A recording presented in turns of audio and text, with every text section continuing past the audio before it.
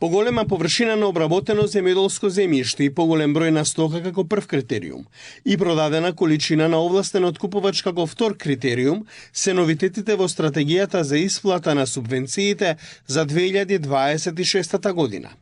Заострувањето на критериумите од Министерството за земјоделство е со цел правилна распределба на средствата и зголемена продукција на храна.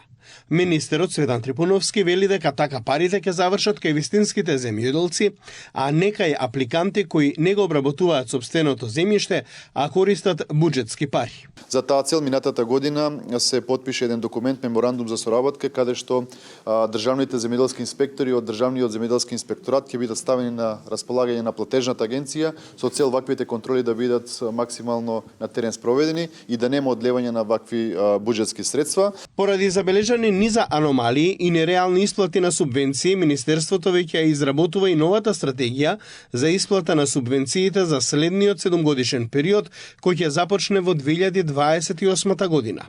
Како поидовна точка ќе биде зголемувањето на минимум обработлива површина за некои култури и за 3 пати, а тој сооднос ќе важи и за кравите, козите и така натаму. Целта е поголемо производство на домашни прехранбени продукти, со што Македонија од увозно зависна земја ќе прерасне во земја која ќе ги задоволи сопствените потреби, а вишокот ќе го извезува на странските пазари. Министерството размислува и за поддршка на земјоделците за издавање на потребните сертификати кои ќе бидат основа за поголема конкурентност на нивните производи на европскиот пазар, а во периодот што следува ќе биде засилена кампањата за купување на производи од македонско потекло и македонскиот потрошувач да плати квалитет од домашен производител.